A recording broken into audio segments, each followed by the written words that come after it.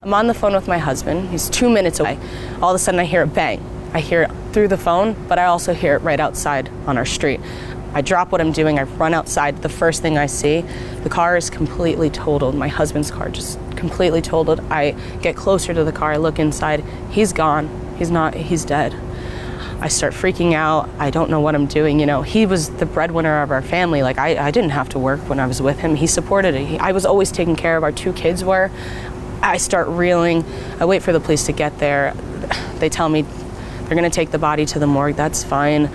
I decide to take whatever was in his car. There's a phone, there's some sunglasses, some other things. I grab all of that stuff, whatever I could. I go back inside. I start making the phone calls.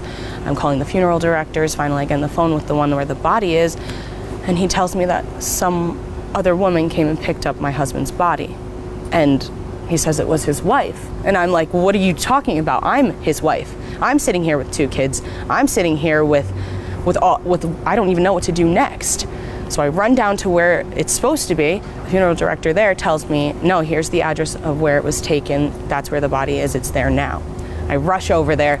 I'm infuriated. I'm so angry that I have to go through this on top of losing my husband. It's just crazy. So I walk in. Immediately, I see a black woman crying, sobbing over my husband, my dead husband that I just found in a totaled car.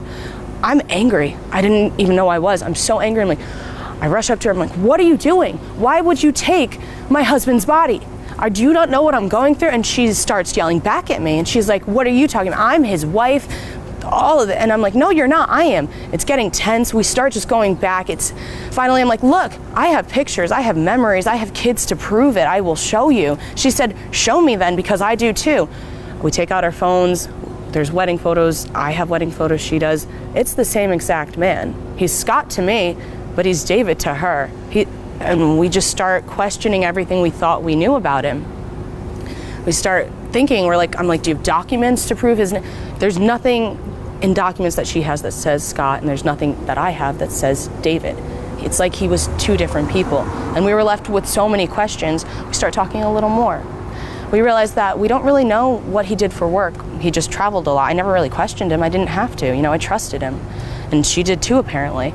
Well, I knew his one office that I knew of was here, like in one spot, and she knew that it was in the other spot. So we decided to go together to both of those locations. And we explain the circumstances, and we get into those offices. There's nothing in either one of them. It's completely clean. Not even a desk or a chair. And we start questioning even more. We're like, well, how are we going to figure this out? We decide to go to the police. We talk to them. We tell them what happened, how we're not sure who we're dealing with, or we just want some answers. And they're like, we can open up an investigation. We can look into it. We can autopsy the body, maybe find some prints or something. And it all sounds great. So we do that, and then I go home, and I start looking for some more answers. And I remember that I grabbed things from the car, so I start shifting through them, and then I see the phone that I got, and it's dead now. So I plug it in. I'm like, maybe it'll say something. As soon as that phone turned on, messages in different languages. We're talking Japanese, Arabic, Portuguese. It was just wild because my husband and I only ever spoke English. He didn't know any other languages, or at least I thought Scott didn't know any other languages. And then while the phone's on, I get a call. And I'm like, okay, maybe this is someone who can give me an answer. I answer it, and on the other line is a woman speaking in Spanish to me. All I know how to say is, oh, stop.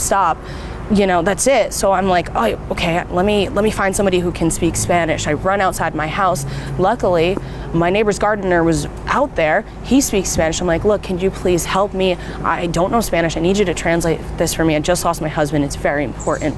And he of course says yes. So he's translating for me. And it turns out that the woman on the phone, she lives in Colombia. Apparently she's also his wife. And on top of that, she has 3 kids with him. It got to a point where I was like, I'm not getting any answers on my own. So I decided to give the FBI a call, because obviously the police weren't going to be able to help me, because on top of everything, I get another call from a funeral director saying somebody took his body now. So on top of that, but this time he can't tell, he doesn't know where it is. He doesn't know who took the body. It's not another wife, it's just gone. So I call the FBI and I'm like, look, I tell them everything that happens, one on top of the other. I'm like, I have this phone. It's getting messages. It's getting so many messages in different languages. I don't know what to do. I just want help finding out answers. And the FBI's like, okay, here's what we're gonna do. We're gonna come tomorrow, we'll pick up the phone, we'll open our own investigation, we'll look into it. Thinking finally someone's gonna, it'll be nice knowing at least something. You know, who was he? Was he Scott? Was he David? Was he someone else? So I put the phone down, I leave it there, I go to sleep for that night. It has to be about 12:40 a.m. The doorbell rings, and I'm thinking, I know they said tomorrow morning, but I wasn't really thinking at all, I guess. I get up, answer the phone, I'm like, maybe it's the FBI. As soon as I open the door, there's a gun in my face. And I couldn't see past the gun, but I know there were two men there. And the one's like, where's the phone? I tell them exactly where it is. I'm like, it's upstairs on the nightstand in the drawer. Go get it. I go get it. And they're like, good. And while the other guy goes and gets the phone, the one with the gun in my face says, whatever you want to know, whatever you think you knew, whatever you are looking for, just stop. Otherwise, we're gonna come back and this will be the last thing you see. Of course, I say that's not a problem. I don't need any more answers. Whoever Scott was, he's just Scott and he's gone now to me. So I'm reeling, I calm myself down, I go back to sleep. The next day, the real FBI shows up and they're like, oh, where's the phone? I tell them what happens. I said there was two people here, the gun. I don't even remember what they looked like. I couldn't see past the gun because I could only think about what will my two kids do if I'm not here anymore? And they're like, look, all we can really tell you then is that we think your husband was El Porco, which was an international foreign agent and a mercenary. And that's all they could tell me. And they said, you're gonna wanna stop looking for answers now, especially if they came to your house. They know where you live, they know where your kids live.